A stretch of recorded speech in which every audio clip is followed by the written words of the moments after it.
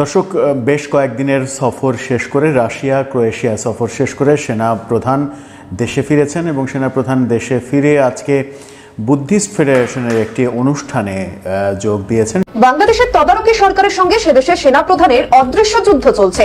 প্রত্যেকের জন্য চক্রব্যূহ তৈরি করছে। এদিকে সেনাপ্রধান ডক্টর ইউনূসকে ভয়াবহ আলটিমেটাম দিলেন। রাশিয়া থেকে এসেই যুদ্ধের ঘোষণা দেওয়াতে দেশ তোলপাড় হয়েছে। দেশের ক্ষমতা এবার কার কাছে যাবে সবকিছুই দেখানো হবে সম্পূর্ণ প্রতিবেদনে। ডক্টর মোহাম্মদ ইউনূস সাহসিকতার পরিচয় দিয়ে আবার ঘোষণা করছে পৃথিবীর সব দেশে তুমি ঘুরতে পারবা, কিন্তু ইসরায়েলে আর তুমি ঘুরতে পারবা না। সে কারণে আমি ডক্টর মোহাম্মদ ইউনূসকে স্যালুট জানাই। যেই কাজটি অনেক দিন পর্যন্ত আমরা বলে এসেছি। বাংলায় একটা কথা খুব চালু আছে যে দেহত্যাগ না করলে পদত্যাগ করে না। অফিসার ইউনূসের ক্ষেত্রে এই কথাটা খুব সত্য। যে ভদ্রলোক গ্রামীণ ব্যাংকের ম্যানেজিং ডিরেক্টরের পদ ছাড়তে চাননি, অত্যন্ত লোভী মানুষ তো। এদিকে এবার ঘুরে দাঁড়ালো সেনাপ্রধান। সব জল্পনা কল্পনা পেরিয়ে শেখ হাসিনা দেশে ফেরার ডেট ফাইনাল করলো ভারত। হঠাৎ সেনাপ্রধানের এমন পাল্টিতে রীতিমতো কেঁপে উঠল সারা দেশ। এই নির্মূল করার কাছে মূল শক্তি কে হয়ে উঠতে পারে বাংলাদেশে, কি মনে করছেন? হাসিনা যদি আবার ফিরে আসে, এবং আমরা ইনশাআল্লাহ সবাই মিলে এই দেশ জাতিকে একটা শান্তির জায়গায় নিয়ে যেতে চাই। ভাই, আমি নানান কারণে আমাদের সেনাপ্রধানের ভক্ত, সিরিয়াসলি জেনারেল ওয়াকারুজ্জামানের। বিষয়টা কেমন লাগে যে রাশিয়ার বড় বড় সেনা অফিসার, যে আমাদের সেনাপ্রধান জেনারেল ওয়াকারুজ্জামান, ওনার হেটার্সও আছেন, ফলোয়ার্সও আছেন, আর আমরা অনেকটা আছি ধরেন বাঙালি জাতি, শূন্য মুসলমান। সেনাপ্রধানের রাশিয়া সফর থেকে ফেরার সাথে সাথে চট্টগ্রামে পৌঁছল রাশিয়ার 3 যুদ্ধ জাহাজ। 5ই আগস্টের পরে এটাকে আমি ইস্ট পাকিস্তান বলি, এখন আমার বাংলাদেশ। আপনি যেই ক্যাটাগরিতে আমি তাকে বাংলাদেশ বলবো, কোনো ক্যাটাগরিতেই পালানো যায় না। এটা পুরোপুরি ভাবে আপনি দেখেছেন কিভাবে মৌলবাদী রাষ্ট্র হয়েছে। আগামী 14 তারিখ আমেরিকার 3 জন উচ্চপদস্থ অফিসার তারা বাংলাদেশে আসছেন এবং তারপর তাদের গন্তব্য বাংলাদেশ হয়ে। এবার যদি আরো একটা বিশ্বযুদ্ধ বেঁধে যায় তাহলে কি সেটা বাংলাদেশ? এতক্ষণ দেখলেন আজকের খবরের শিরোনাম, আর এখন দেখবেন বিস্তারিত। তো বন্ধুরা, আজকের খবরের ইতিমধ্যে শিরোনাম দেখে কিন্তু আপনারা বুঝতেই পারছেন আজকের খবরটা কতটা গুরুত্বপূর্ণ। দয়া করে কেউ স্কিপ করবেন না। যদিও বর্তমান বাংলাদেশের রাজনীতির অবস্থা বিশাল ভয়াবহ, আপনারা ভিডিও স্কিপ করে দেখলে খবরের কিছুই বুঝতে পারবেন না। যাই হোক বন্ধুরা, আজকের ভিডিওটি নিয়ে আমরা আলোচনা করে বেশ কয়েকটি খুবই গুরুত্বপূর্ণ তথ্য এবং ভিডিও ফুটেজ পাই, যা আজকের ভিডিওতে সেগুলোই এক এক করে ধারাবাহিক তুলে ধরবো। যদিও আজকের ভিডিওটা কিছুটা লং হতে পারে, তবে আজকের ভিডিওতে জানতে পারবেন বর্তমান বাংলাদেশের রাজনীতির প্রেক্ষাপট আসলে কোন দিকে যাচ্ছে। চলুন ভিডিওতে আজকে আর বেশি কথা বাড়িয়ে আপনাদের মূল্যবান সময়টি আমি নষ্ট করতে চাই না, সরাসরি আজকে আমরা চলে যাব মূল ভিডিওতে। বলছিলাম সেনাপ্রধানের কথা। সেনাপ্রধানের প্রসঙ্গ পরে আসি। রাত পোহালে বাংলা নববর্ষ, সেই বাংলা নববর্ষের অগ্রিম শুভেচ্ছা আপনাদেরকে। বাংলা নববর্ষ উপলক্ষে বহুদিন থেকে যে মঙ্গল শোভাযাত্রা হয়ে আসছে, সেই মঙ্গল শোভাযাত্রার এবারে নাম চেঞ্জ করা হয়েছে। গতকালকে ঢাকা বিশ্ববিদ্যালয় চারুকলায় এবারের এই র্যালিতে অনেক আলোচিত সমালোচিত শেখ হাসিনার বিকৃত যে মোটিভ, সেটি পুড়িয়ে দেওয়া হয়েছে। সেই পুড়িয়ে দেওয়ার ঘটনার পরে মোস্তফা সরোয়ার ফারুকী সংস্কৃতি উপদেষ্টা তিনি ঘোষণা দিয়েছেন যে একদিনের মধ্যে আবার সেটি পুনর্নির্মাণ করা হবে। কিন্তু আমরা পুড়িয়ে দেওয়ার পরে গতকালকে ঢাকা বিশ্ববিদ্যালয়ের প্রক্টর এবং চারুকলার শিক্ষকের কাছ থেকে শুনেছিলাম যে চারুকলার পুরো টিমও যদি 24 ঘন্টাও কাজ করে, তবুও এটি পুনর্নির্মাণ করতে 5 থেকে 6 দিন মিনিমাম সময় লাগবে। ফারুকে একদিনের মধ্যে কিভাবে করবেন সেই আলোচনা এখন করা যেতেই পারে। এদিকে সেই আলোচনা যখন করা যেতেই পারে বলছি, তখন গোলাম মাওলা রনি, বাংলাদেশের আলোচিত রাজনীতিবিদ, সামাজিক যোগাযোগ মাধ্যমে কন্টেন্ট ক্রিয়েটর, তিনি সময় টেলিভিশনের একটি সাক্ষাৎকারে এই মোস্তফা সরোয়ার ফারুকীকে অযোগ্য উপদেষ্টা হিসেবে আখ্যা দিয়েছেন এবং চারুকলায় যে মোটিভ পোড়ানো হয়েছে সেই পোড়ানোর দায় ফারুকীর উপরে চাপিয়েছেন, ফারুকীর শাস্তি দাবি করেছেন। বলেছেন যে ফারুকীর দায়িত্ব ছিল এটা, তিনি নিরাপত্তা দিতে পারেননি। নিরাপত্তা না দিতে পেরে নিজের ব্যর্থতা ঢেকে তিনি শেখ হাসিনা স্টাইলে ভাষণ দিয়ে বেড়াচ্ছেন। শেখ হাসিনা যেমন কোনো কিছু ঘটলেই এটার জন্য বিএনপি দায়ী, জামাত দায়ী, এই কথাগুলো বলতেন, তেমনি ফারুকীও সেই একই স্টাইলে একটা ঘটনা ঘটেছে সেটার জন্য আওয়ামী লীগ দায়ী, ছাত্রলীগ দায়ী, কোনো ধরনের কোনো তদন্ত ছাড়াই তিনি দেদারসে সেই কথাগুলো বলে দিলেন। অথচ পাশেই শাহবাগ থানা, সেই শাহবাগ থানায় বলে দিলেই হতো যে এটা নিরাপত্তা বিধান করা হয়। ফারুকীকে অযোগ্য অথর্ব উপদেষ্টা হিসেবে তিনি বললেন এবং তিনি ডক্টর ইউনূসের সমালোচনাও করলেন যে ডক্টর ইউনূসের মতো এত বিখ্যাত একজন মানুষ মোস্তফা সরোয়ার ফারুকীদের মতো অযোগ্য মানুষদের কিভাবে উপদেষ্টা হিসেবে বাছাই করলেন, সেটা একটা বড় প্রশ্ন। সেই প্রসঙ্গ ছেড়ে এবার চলুন ছোট ছোট করে দুটি প্রসঙ্গে আলোচনা করি। সেটা হচ্ছে যে চারুকলার মঙ্গল শোভাযাত্রার নাম পরিবর্তন করার জন্য কৈফিয়ত চেয়েছে চারুকলার শিক্ষার্থীরা আজকে সংবাদ সম্মেলন করে, এবং শিক্ষক এবং শিক্ষার্থীদের মধ্যে যে দ্বন্দ্ব তৈরি করা হয়েছে এবারে চারুকলার যে মঙ্গল শোভাযাত্রার র্যালি কার্যক্রম, সেই কার্যক্রম ছাত্রদের কাছ থেকে শিক্ষকরা কেড়ে নিয়েছে এরকম অভিযোগ করেছে চারুকলার শিক্ষার্থীরা, এবং মঙ্গল শোভাযাত্রার নাম পরিবর্তন করার যৌক্তিক কারণ ব্যাখ্যা করার দাবি জানিয়েছে তারা। এই দাবি যখন জানালো তখন বাংলাদেশ এনার্জি রেগুলেটরি কমিশন থেকে একটা ঘোষণা আজকে রীতিমতো মাথায় বাজ ফেলেছে। তারা ঘোষণা দিয়েছে শিল্প খাতে গ্যাসের দাম 33% বাড়ানো হলো। অর্থাৎ যে গ্যাসের দাম 100 টাকা ছিল সেই গ্যাসের দাম এখন 133 টাকা করা হবে। এমনি ব্যবসা বাণিজ্যের অবস্থা করুন, গার্মেন্টস সেক্টর ভয়াবহ বিপর্যয়ের মুখোমুখি, বহু গার্মেন্টস কারখানা বন্ধ হয়ে গেছে, লাখ লাখ শ্রমিক বেকার হয়েছে। আমেরিকার নতুন করারও একটা বড় হুমকি ছিল, যদিও আমেরিকা সেই কর 3 মাসের জন্য প্রত্যাহার করেছে। ভারত ট্রান্সশিপমেন্ট চুক্তি বাতিল করেছে। সব মিলিয়ে যখন ব্যবসার তথৈবচ অবস্থা, তখন এই সরকারের এই সিদ্ধান্ত ব্যবসা খাতে বড় ধরনের ধাক্কা দেবে, এবং দ্রব্যমূল্যের দাম যে ভয়াবহ আকারে বাড়বে সেটা খুব সহজেই অনুমান করা যায়। 100 টাকাতে 33 টাকা যদি বাড়ানো হয় তাহলে ব্যবসায়ীদের কথা আদৌ সরকার ভাবছে কিনা? যখন কিনা সরকার একজন ব্যবসায়ীকে বাণিজ্য উপদেষ্টা বানিয়েছে, তখনও যদি এই অবস্থা হয় তখন এই সরকার নানা রকম বিতর্কের মধ্যে আবার নতুন বিতর্কের জন্ম দিল, সেটাই এখন বাস্তবতা হয়ে দাঁড়ালো। চলুন সেনাপ্রধানের কাঙ্ক্ষিত বিষয়ে একটু আলোচনা করা যাক। সেনাপ্রধান দেশে ফিরেছেন। বাংলাদেশ বুদ্ধিস্ট ফেডারেশনের একটি সম্প্রীতি সম্মেলনে তিনি আজকে ভাষণ দিয়েছেন। সেখানে তিনি বলেছেন সম্প্রীতি বজায় রাখতে সেনাবাহিনী সব করতে প্রস্তুত। নিজেদের মধ্যে হানাহানি, খুনোখুনি এগুলো বাদ দিয়ে বহু দল, বহু মত, বহু বর্ণ, বহু জাতি সবার মাঝে একটা সম্প্রীতি প্রয়োজন, সেই কথা তিনি বলেছেন। সেনাপ্রধান রাশিয়া সফর করলেন। রাশিয়া সফর নিয়ে নানা রকমের আলোচনা উঠেছিল। ভারতীয় মিডিয়া থেকে বারবার বলা হচ্ছিল যে সেনাপ্রধান রাশিয়াতে গেছেন ভারতের প্রেসক্রিপশনে, এবং রাশিয়াকে দিয়ে বাংলাদেশ সরকারের উপরে এক ধরনের চাপ সৃষ্টি করা, নির্বাচন যেন দ্রুত হয়, সেই কারণেই তিনি রাশিয়া গেছেন।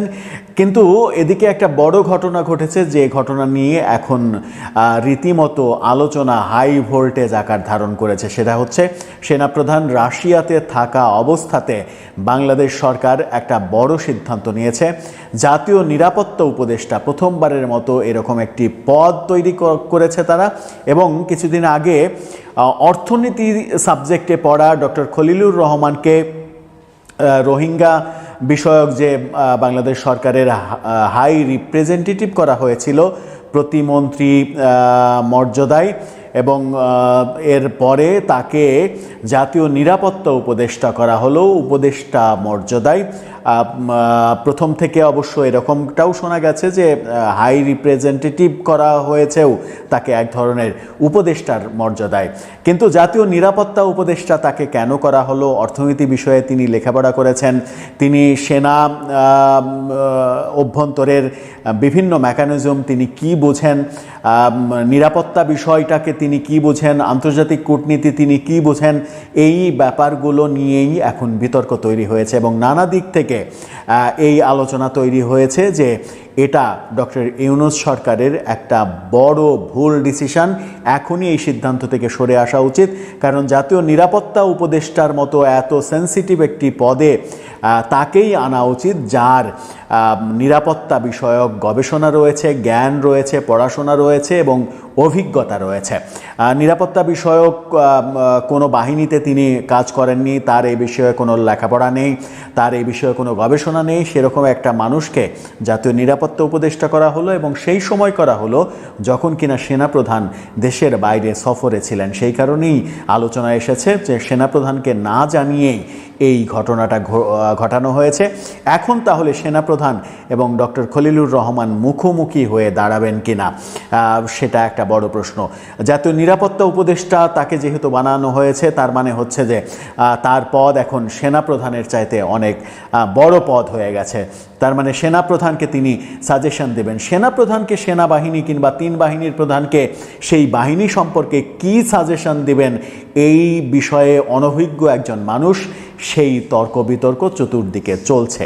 তাহলে কি যে কথাটা গোলাম মাওলা রনি সময় টেলিভিশনের টক শোতে দাবি করেছেন যে যোগ্যতা বিচার না করেই কাউকে উপদেষ্টা হিসেবে নিয়োগ দেওয়া হয়েছে, মোস্তফা সরোয়ার ফারুকীর নাম উল্লেখ করে তিনি অযোগ্য হিসেবে বলেছেন, এবং এখন প্রশ্ন উঠছে যে জাতীয় নিরাপত্তা উপদেষ্টা হিসেবেও একজন যোগ্য লোকের আসা উচিত, যেখানে ডক্টর খলিলুর রহমানের এই নিয়োগটা কোনোভাবেই প্রশংসনীয় উদ্যোগ হতে পারে না।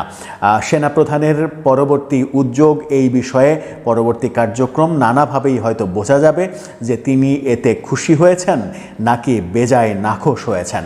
নাখোশ হলে তার পরবর্তী পদক্ষেপগুলো কি হয় সেটি আমরা দেখব, হয়তো বুঝে যাব 2-4 দিনের মধ্যেই। দর্শক, আপনার মতামত জানিয়ে। বাংলাদেশে বিএনপির রাজনৈতিক থিওরি আর কাজ করছে না। বিএনপি করতে যায় একটা, হয়ে যায় আরেকটা। বিএনপির জন্য খুবই হতাশার এবং দুঃখের একটা সময় পার করছে। যে আমি একটা আলোচনায় বলেছি যে পিপলস পারসেপশন এতটাই পাল্টে গেছে যে বিএনপি ভালো কথা বললেও জনগণ ওটাকে সন্দেহ করে, বিএনপি যেটাকে ভুল মনে করে জনগণ ওটাকে সঠিক মনে করে, বিএনপি যেটাকে সঠিক মনে করে জনগণ ওটাকে ভুল মনে করে। রাজনীতির চিত্র এতটাই পাল্টে গেছে। দর্শক, বিএনপির রাজনৈতিক থিওরি কাজ করছে না। বিএনপি থিওরিটা কি দেখেন, নির্বাচিত সরকার, নির্বাচিত পার্লামেন্ট, ভোটাধিকার ফিরিয়ে আনা। বর্তমানে বিএনপি রাজনৈতিক থিওরি হচ্ছে ভোটাধিকার ফিরিয়ে আনা, মানুষের ভোটাধিকারের পক্ষে কথা বলবে। কিন্তু বিষয়টা দেখেন, হাসিনার আমলে এই ভোটাধিকারের কথা বলাটা সবচেয়ে জনপ্রিয় স্লোগান ছিল এবং মানুষ বিএনপির এই ভোটাধিকারের স্লোগানের পক্ষে ছিল যে না, আমরা ভোটের অধিকার চাই, ভোট দিতে চাই। তো এখন মানুষ ভোটাধিকার নিয়ে একদম চিন্তিত নয় কিংবা ভোটাধিকার নিয়ে ভাবছে না। এখন কেউ চিন্তা করছে না যে আমি ভোট দিতে চাই। আপনি দেখবেন ওটা বিএনপির লোকজনও, বিএনপির ওই 10% 5% লোক হয়তো বা এই ট্রেন্ডে আছে, কিন্তু জনগণ বলতে যাদেরকে বোঝায় 80-90% জনতা, তারা ভোটাধিকার নিয়ে একদম বদার্ড না। কিসের ভোটাধিকার? ভোট দিতে হবে এটা জরুরি না। আমি ভোট দিতে যাব, আমি যাকে ভোট দেবো সে ক্ষমতা, আরে আমি যাকে চাই সে তো ক্ষমতা আছে, তো অযথা এই রোদের মধ্যে আমাকে সিরিয়ালে দাঁড়াতে হবে কেন? তা বিএনপি ভোটাধিকারের কথাটা বারবার বলছে, আমরা ভোটাধিকার ফিরিয়ে দিতে চাই। মানে এমন থিওরি যে গত 15 বছরে জনগণের ভোটের অধিকার ছিল না, এইবার আমরা ভোটের অধিকার ফিরিয়ে দিতে চাই। এটি বিএনপি রাজনীতির মূল থিওরি। ডক্টর ইউনূসের বিরুদ্ধে ওইভাবে তার বলতে পারছে না যে না, আমরা দুঃশাসন থেকে আপনাদেরকে মুক্ত করতে চাই। এটা কিন্তু বিএনপি রাজনীতির থিওরি এখন না। আমরা নির্যাতন থেকে, গুম থেকে, এই যে মানুষ কারাগারে আছে, এই পরিস্থিতি থেকে আমরা জাতিকে মুক্ত করতে চাই, এটা কিন্তু হচ্ছে না। এই বিষয়ে কিন্তু আলাপ হচ্ছে না। তো আপনি খেয়াল করেছেন কিনা দর্শক, ডক্টর ইউনূস সরকারের আমলে কোনো সমস্যা নাই যে দ্রব্যমূল্য থেকে জনগণকে স্বস্তি দিতে চাই, না এটাও বলতে পারছে না। সব ঠিক আছে, এই লোডশেডিং থেকে জনগণকে বাঁচাতে চাই, এই তীব্র গরমের মধ্যে কোনো লোডশেডিং নেই। রিজার্ভ একেবারে শেষ, দেশকে বাঁচাতে চাই, না রিজার্ভ বাড়ছে। বেকারত্ব বেড়েই চলছে, না বেকারত্ব কমে চলছে। বাংলাদেশ উন্নয়নের মহাসড়কে যাচ্ছে। অতএব বিএনপির রাজনীতির থিওরিটা আসলে কি? এখন কোনো বিষয় তো দুর্বলতা নাই, একটাই থিওরি যে ভোটাধিকার ফিরিয়ে দিতে চাই। হ্যাঁ, জনগণ ভোট দেওয়ার সুযোগ এখনো পায়নি, এটা ঠিক। কিন্তু মজার বিষয় হচ্ছে বিএনপির এই যে ভোটাধিকারের রাজনৈতিক থিওরি, এটা কাজ করছে না বাংলাদেশে। কারণ কি? মানুষ বলছে যে আমরা যাকে চাই সে এখন আছে, ভাই আমি ভোট দিয়ে কি করব, কি ছিড়ব? অতএব এই ভোটের প্রতি এখন মানুষের কোনো আগ্রহ নেই। মানুষ চায় কল্যাণ, মানুষ চায় উন্নয়ন, মানুষ চায় বাংলাদেশ সিঙ্গাপুর হোক, মানুষ চায় স্থিতিশীলতা, মানুষ চায় শান্তি। ডক্টর ইউনূস থাকতে নির্বাচন চায় না, এটা কি যৌক্তিক? 1000বার যৌক্তিক। কেন? মানুষ ডক্টর ইউনূসকে চায়, ভাই যাকে, এইটাই তো ভোট। আপনি তো ভোট দিলেন, তো সেখানে আবার ফাও মানে টাকা বেশি হয়েছে নাকি? জনগণের মন্তব্য এটা। তো বিএনপি ভোটাধিকারের কথা, আসলেই তো ভোটের অধিকার এখন পর্যন্ত প্রতিষ্ঠিত হয়নি, কিন্তু মানুষের মতামত প্রতিষ্ঠিত হয়েছে, কিন্তু ওইভাবে ভোট দিতে পারেনি। কিন্তু মানুষ যাকে চায় সেটা প্রতিষ্ঠিত হয়েছে, এটা ঠিক। তো বিএনপির যে ভোটাধিকারের থিওরি, এটা নিয়ে কথা বলতে যে বিএনপি এখন গালি খাচ্ছে। কাদের গালি খাচ্ছে? যারা 7 জানুয়ারির আগেও ভোটের অধিকার নিয়ে কথা বলতো, তারা এখন ভোটাধিকার নিয়ে কথা বললে বিএনপিকে গালি দেয়। এই হচ্ছে বাংলাদেশের রাজনীতি। শামসুজ্জামান দুদু, বিএনপির দুদু, অনেকে বলেন যে ফিডারে দুদু খান, সেই দুদু বলছেন মানুষের ভোটাধিকার ফিরিয়ে দিতে আন্দোলন চালিয়ে যাব। বিএনপির ভাইস চেয়ারম্যান শামসুজ্জামান দুদু বলেছেন, যতদিন আমরা মানুষের ভোটাধিকার ফিরিয়ে দিতে না পারবো ততদিন রাজপথে থেকে আন্দোলন চালিয়ে যাব। এখন আমাদের আন্দোলন শেষ হয়নি। তখন এই ভোটাধিকার আন্দোলনের থিওরি এগুলো কাজ করছে না ভাই, এটা কেউ জানেন। জনগণের, আপনি রাজপথে নামেন না ভোটাধিকারের দাবি নিয়ে, দেখবেন যে আপনি একটা হরতাল ডাকেন, দেখেন যে পিটাইয়া আপনার হরতাল হাত পা ভেঙে দেবে, হরতাল একেবারে ঢুকেই দেবে জায়গা মতো। করুক না, বুঝবে মজা। শামসুজ্জামান দুদু বলেন, আমি চ্যালেঞ্জ দিয়ে বলছি, বিএনপি এখন ভোটাধিকার দাবিতে, নির্বাচনের দাবিতে একটা হরতাল দিক,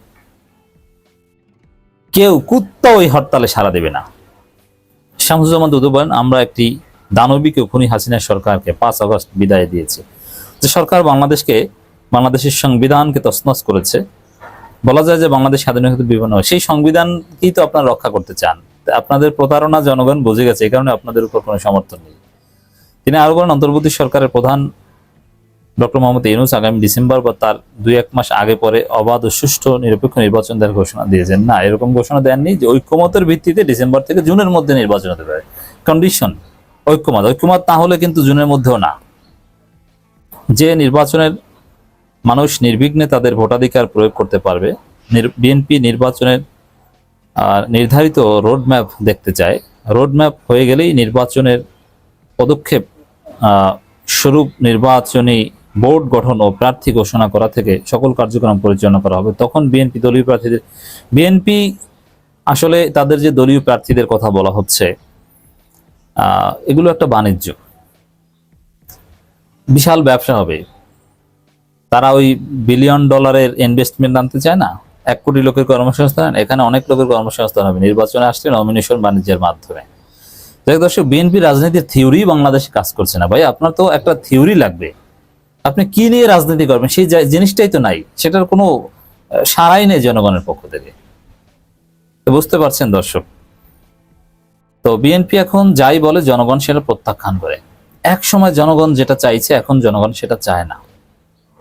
তাই বিএনপি যে পরিস্থিতির সাথে খাপ খাওয়িয়ে চলতে পারছে না, এটা বুঝতে পারছেন। এজন্য বিএনপির সামনে রাস্তা একটাই, যে পরিস্থিতির সাথে খাপ খাওয়ানোর চেষ্টা। তাহলে এখন দেখেন, তাহলে বিএনপি কি নিয়ে রাজনীতি করবে? বিএনপি তো বা যে কোনো দল তারা ক্ষমতায় আসার চেষ্টা করবে, এটা একদম স্বাভাবিক। কিন্তু ক্ষমতায় তো আর গায়ের জোরে আসা যাবে না, সেই যুগ নেই। জনগণকে সাথে নিয়ে, যে জনসমর্থনটা যেন আমাদের সাথে থাকে, সময় হলে যেন আমরাই ক্ষমতায় আসতে পারি, এটাই হওয়া উচিত বিএনপি রাজনীতি। এখন এই ভোটাধিকারের কথা বলে এটা, এই থিওরি একদম অকার্যকর। তাহলে কি বলে? বরং জনগণ যে সংস্কারগুলো চায়, এই সংস্কারগুলোর পক্ষে থেকে, এই সংস্কারগুলোর পক্ষে জনমত তৈরি করে বিএনপি ক্ষমতায় আসার সম্ভাবনাটা জারি রাখতে পারে। বিএনপি নিজেরা সার্ভে করতে পারে যে জনগণ কি কি সংস্কার চায়, বরং সেটা জনগণের হয়ে বিএনপি বলতে পারে সরকারের কাছে। ওই তারেক রহমানের ব্যক্তিগত রুটি রুজি ধরে রাখার থিওরি নয়, জনগণ যা চায় সেটা নিয়ে কাজ করুক বিএনপি। তাহলে ডক্টর ইউনূস সংস্কার করার পর তখন বলতে পারবে যে এই সংস্কার, এটা তো আমাদের অবদান, আমরা এটা বলেছি। মানে আগামী দিনের রাজনীতি হবে এরকম, এই যে ডক্টর ইউনূস সংস্কার করে দিয়ে গেলেন, ভাই এটা তো আমাদের প্রস্তাব ছিল। এই কাজগুলো যদি বিএনপি করতে পারে, সংস্কারে আপনি কতটুকু কন্ট্রিবিউট করতে পারছেন, ওইটা নিয়ে আপনি জনগণের কাছে যেতে পারবেন। আপনার এই থিওরি জনগণ খায় না।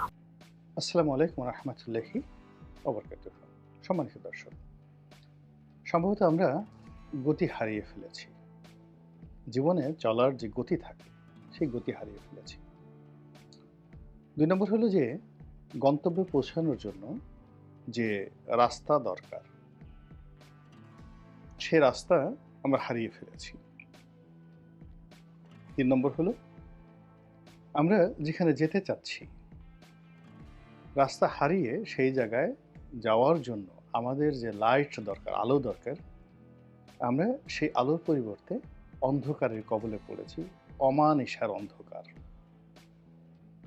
এবং শুধু অমানিসার অন্ধকার নয়,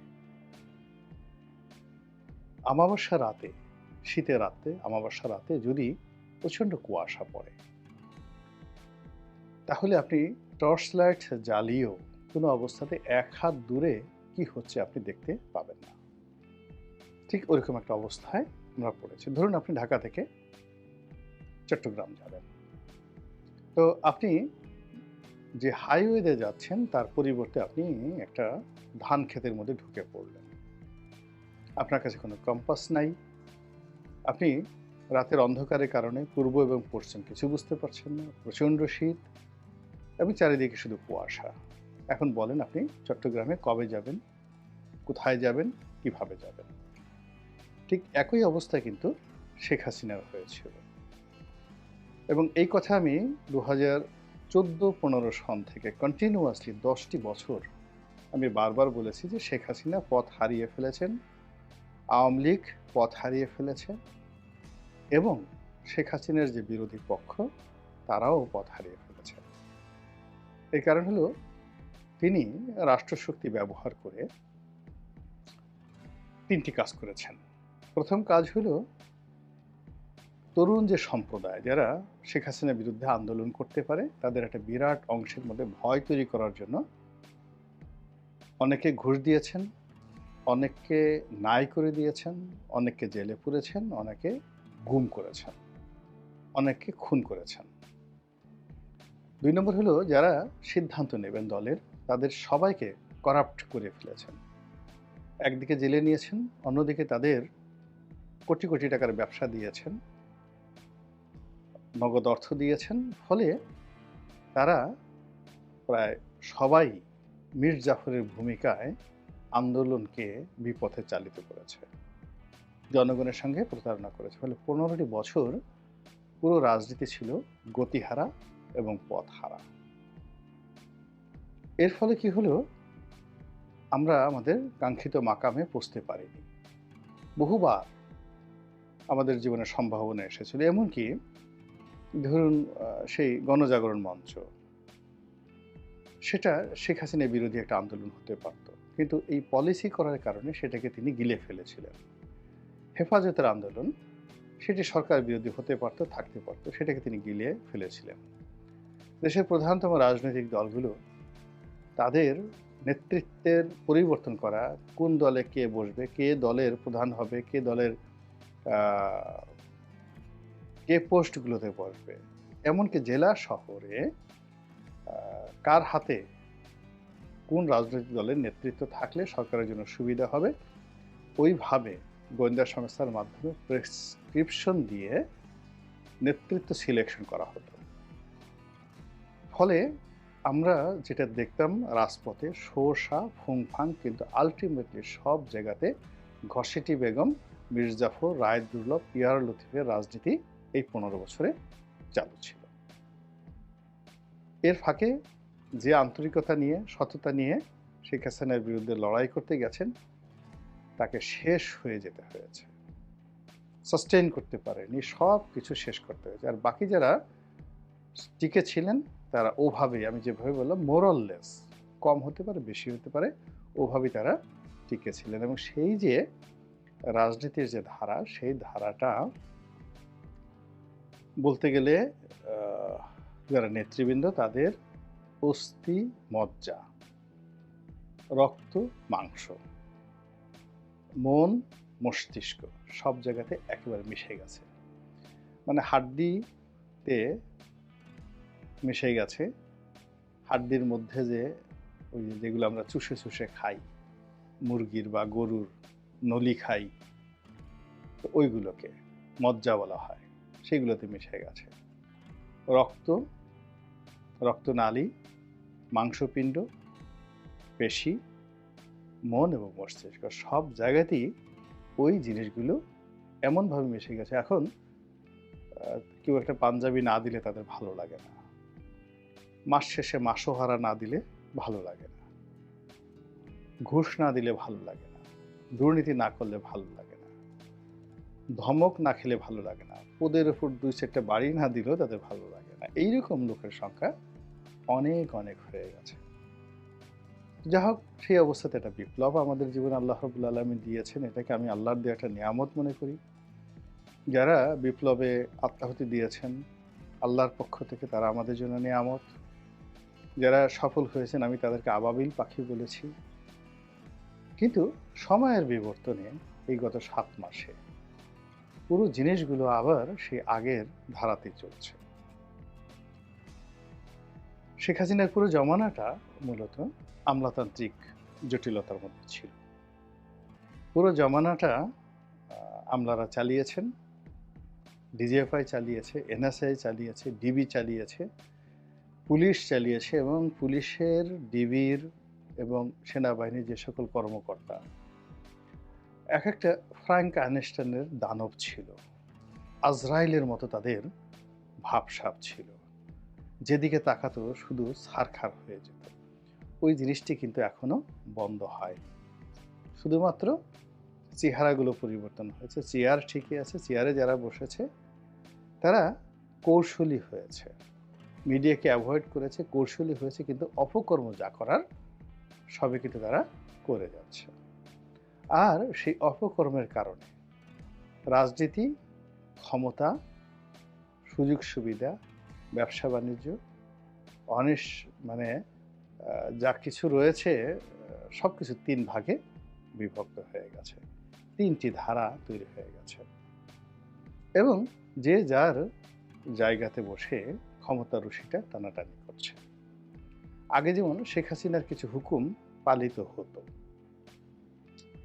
আমরা বাইরে থেকে দেখতাম যে শেখ হাসিনার সর্বময় ক্ষমতা, কিন্তু আসলে তার 1% ক্ষমতাও ছিল না। বেনজিরকে হুকুম দেওয়ার ক্ষমতা তার ছিল না। ডিবি হারুন শেখ হাসিনা কথা শুনতেন, এমনি কানে কানে শুনতেন, কিন্তু তিনি যা করার তাই করতেন। জেনারেল আজিজ কিংবা অন্য সেনাপ্রধান বা ডিজিএফআই যারা প্রধান ছিলেন, তারা মিটিং অ্যাটেন্ড করতেন, মাথা নোয়াতেন, সব কিছু করতেন, কিন্তু আসল কাজটা তারা তাদের নিজেদের মতো করেই করতেন। এখন ওই সকল পদ পদবিতে যারা আছেন তারা কি ডক্টর মোহাম্মদ ইউনূসের কথা শুনছেন? আপনার কি মনে হয়? ডক্টর ইউনূসের যারা লোকজন আছেন তাদের কথা শুনছেন? আপনারা নিজেরাই সিদ্ধান্ত নেন, দেখেন কি হচ্ছে। বরং পরিস্থিতি আগের চাইতে, অর্থাৎ শেখ হাসিনার জমানার চাইতে অ্যাডমিনিস্ট্রেটিভ লেভেলে অন্তত 100 গুণ ডেটোরিয়েট করেছে। নিয়োগ, বদলি, প্রমোশন, তারপর দৈনন্দিন কাজকর্ম, জবাবদিহিতা এবং বাজেট প্রণয়ন, এই পুরো কাজগুলোর মধ্যে রীতিমতো রশি টানাটানি শুরু হয়ে গেছে। এখানে যে টিম ওয়ার্কটি দরকার, মন্ত্রীদের একটা টিম ওয়ার্ক, যেটাকে এখন উপদেষ্টা রয়েছে, সেইখানে বাংলাদেশে এখন মন্ত্রীদের কোনো টিম ওয়ার্ক আছে আমার কাছে মনে হচ্ছে না। আমার কাছে মনে হচ্ছে যে যার মন্ত্রণালয় বা যার যতটুকু ক্ষমতা আছে, যার যতটুকু চাপা আছে, অতটুকু সে ব্যবহার করার চেষ্টা করছে, এবং কোনো মতে যাকে বলা হয় অনেকটা বক ধার্মিক হয়ে নিজেদের দুর্বলতা গোপন করে তারা টাইম পাস করছে। কিন্তু সত্যিকার অর্থে দেশ জাতি কল্যাণ, ডক্টর মোহাম্মদ ইউনূসের উন্নয়ন, জুলাই আগস্ট বিপ্লবের স্পিরিটকে ধারণ করা এবং রাষ্ট্রের জন্য, রাজনীতির জন্য, দেশের জন্য জীবনের ঝুঁকি নেয়ার যে ক্ষমতা রাজনৈতিক নেতাদের রয়েছে বা তারা যে কাজটা করে, এই কাজ এখন বর্তমান অন্তর্বর্তীকালীন সরকারের একজন সিঙ্গেল লোকের নেই। 2 নম্বর হলো যে ক্ষমতার যে বলয়গুলো রয়েছে, ধরুন ক্যান্টনমেন্ট, তারপরে সচিবালয়, বিচার বিভাগ, তো এই তারা একটা রাজনৈতিক দলের নেতাদের প্রতি তাদের যে কমিটমেন্ট থাকে, তাদেরকে যেভাবে ভয় করে, সম্মান করে, ওই জিনিসটি তাদের মধ্যে নেই, একেবারেই নেই। কেন নেই? এর কারণ হলো, ধরুন একজন সংসদ সদস্য তার নির্বাচনী এলাকাতে তার কথায় 1 লাখ লোক রাস্তায় নেমে যাচ্ছে, তার কথা মতো মন্ত্রী চলছে, একজন সংসদ সদস্য মন্ত্রীকে একটা ধমক দিতে পারছে, একজন সংসদ সদস্য দরকার হলে, প্রয়োজন হলে সে প্রধানমন্ত্রীর রুমে সরাসরি ঢুকে যেতে পারছে উইদাউট এনি পারমিশন। আবার এমপিকে নিয়ন্ত্রণ করার জন্য উপজেলা চেয়ারম্যান, পৌরসভার মেয়র, ইউনিয়ন চেয়ারম্যান, মেম্বার, তারা সবাই তার উপর একটা চাপ প্রয়োগ করতে হচ্ছে বা করতে পারছে। তো ফলে কি হলো, এলাকার চৌকিদার থেকে শুরু করে প্রধানমন্ত্রীর দপ্তর এবং প্রধানমন্ত্রীর চেয়ার, তার মধ্যে একটা রাজনৈতিক কোলাবোরেশন, চেইন অফ কমান্ড সেখানে কাজ করে, যেটি এখন এখানে শূন্য। যারা আছেন তারা কতদিন থাকবেন তারা নিজেরা জানেন না, আর তাদের কথা যারা ফলো করবেন তারা যেহেতু কোনো টাইম টেবিল নেই, তাদের কোনো বৈধতা, কোন ক্ষমতা বলে আছেন, তাদের ভবিষ্যৎ কি, তারা নিজেরা নিজেদেরকে কতটা, অর্থাৎ উপদেষ্টারা নিজেরা নিজেদেরকে কতটুকু রক্ষা করতে পারবেন, আর তাদের হুকুম যারা তামিল করবেন তারা কতটুকু ক্ষমতা প্রয়োগ করতে পারবেন, এই বিষয়গুলো নিয়ে কোনো বিশ্বাস, আস্থা নেই। এবং পারস্পরিক সংকট, মানে সম্পর্কের যে সংকট, এই সংকটটা এখন চরম আকার ধারণ করেছে। ফলে এখানে প্রশাসনের মতো চলছে।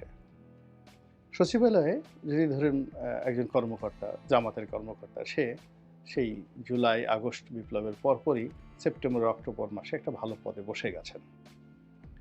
এখন বসার পরে বিএনপির তার অধীনস্থ যারা লোকজন আছেন তাকে সরানোর জন্য তারা চেষ্টা করছেন যে আওয়ামী লীগের সঙ্গে তার কি সম্পর্ক ছিল।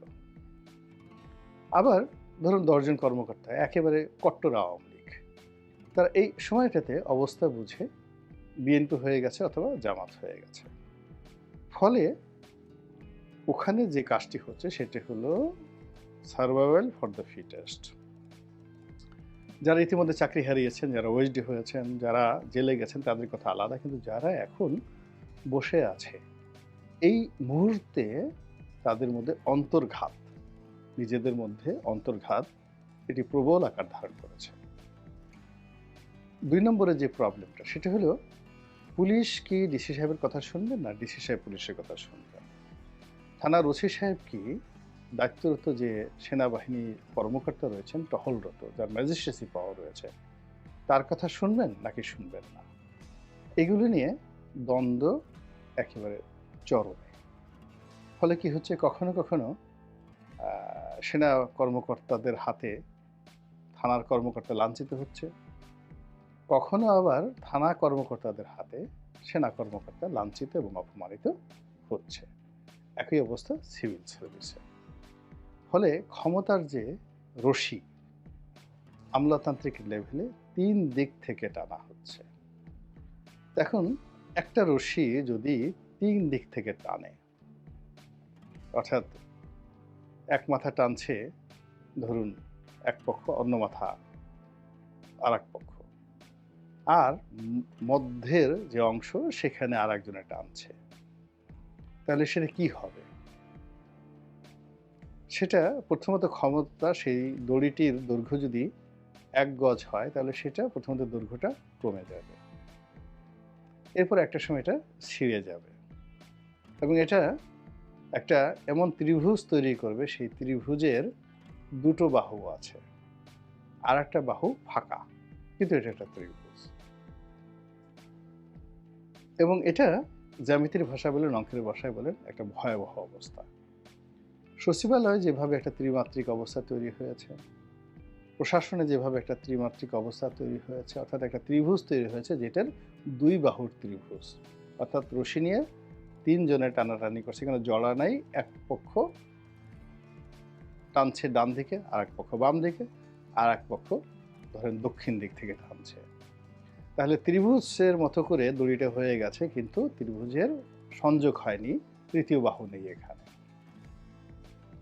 ঠিক সেম ঘটনা ঘটছে রাজনীতির অঙ্গনে। আওয়ামী লীগের মধ্যে, বিএনপির মধ্যে, জামাতের মধ্যে জাতীয় পার্টির মধ্যে, এমনকি এনসিপি তারাও আগের মতো কাজ করতে পারছে না। আর এই সকল সংযোগগুলোর সঙ্গে আবার যমুনা কেন্দ্রিক, অর্থাৎ ডক্টর মোহাম্মদ ইউনূসের অফিস কেন্দ্রিক, সেখানে গিয়ে আবার একটা ত্রিমাত্রিক 3 দিক থেকে এইভাবে টানাটানি করছে যমুনাকে। আবার বঙ্গভবন কেন্দ্রিক, ওনার যে সাংবিধানিক ক্ষমতা আছে রাষ্ট্রপতির, সেখানেও 3 দিক থেকে টানাটানি হচ্ছে। ধন্যবাদ প্রিয় দর্শকবৃন্দ, আমাদের ফুল ভিডিওটি দেখার জন্য আপনাকে জানাই অসংখ্য অসংখ্য ধন্যবাদ। তো বন্ধুরা, ইতিমধ্যে আমাদের ভিডিও ফুটেজ দেখে কিন্তু আপনারা বুঝতে পারছেন আজকের ভিডিওটা কতটা গুরুত্বপূর্ণ ছিল। সেই সাথে আজকের এই নিউজটা দেখে এবং আজকের এই ভিডিওটা দেখার পরে আপনাদের কি মন্তব্য অবশ্যই কমেন্ট বক্সে কমেন্ট করতে ভুলবেন না। আর হ্যাঁ, এমন নিত্য নতুন আপডেট খবর সবার আগে পেতে চাইলে এখনই আমাদের এই পিচ্চি সাকিব ইউটিউব চ্যানেলটি সাবস্ক্রাইব করুন। ধন্যবাদ।